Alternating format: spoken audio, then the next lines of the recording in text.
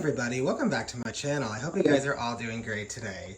And today I'm actually filming this in my greenhouse, the first video in my greenhouse.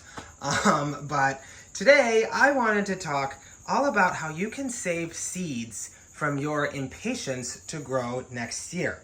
Now these impatiens that I'm showing you today, I personally did not grow from seed. But I would like to see if I can save the seeds and grow them from seed for next year, which I have done successfully in previous years, just not this year. But anyways, so it's fall now, where I live, and we're probably looking at, as we're getting close to the end of the season, but you may be looking at plants you could possibly save seeds in order to save money for next year.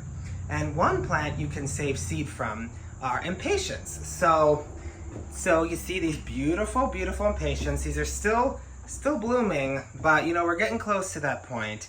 And these are in a greenhouse, so I am hoping to overwinter them. I don't have heating in here yet, but I will soon.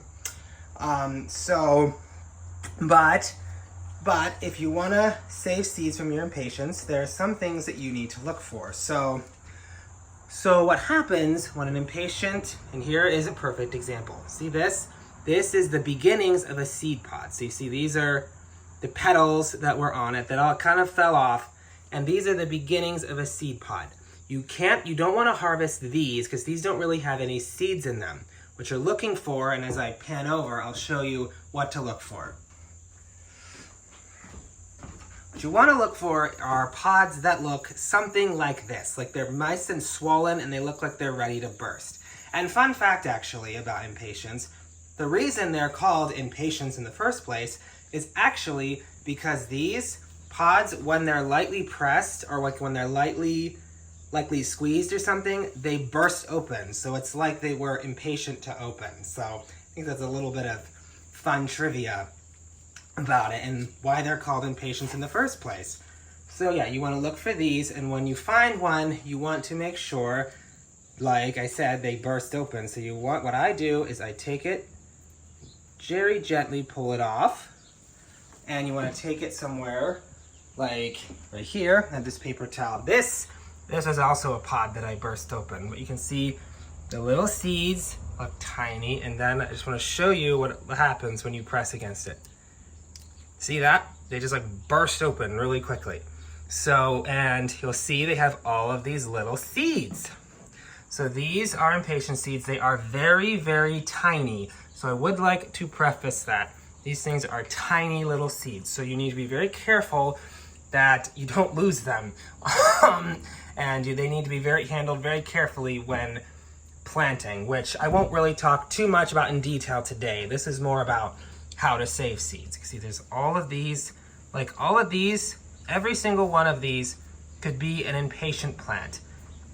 So what you want to do is after the seeds, you have all the seeds laid out, that you want to make sure that they dry for, I would say, at least several days, so that they can dry, because you don't want to store them while they're too wet, and you want to make sure if there's any of this detrital material that you remove that, because you don't want that in storage, because you don't want them to mold.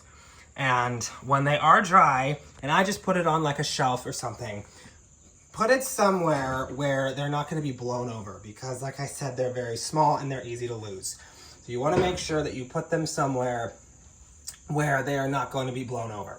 So after they're done drying, you can just put them in like a little envelope or something like this, or like a paper bag or whatever works best for you.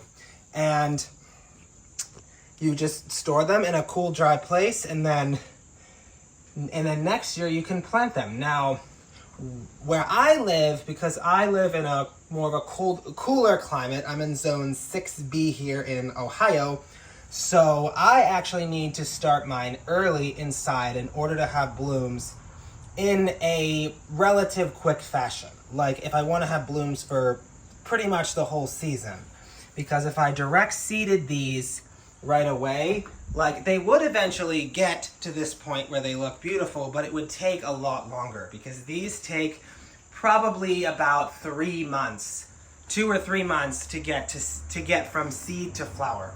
So they do they do take some time. So in colder climates, I would definitely recommend starting them earlier indoors. And like I said, I'm not going to get all into that because it's not time, but just a little heads up, if you do live in a cooler climate, then you do need to make sure that you start them early.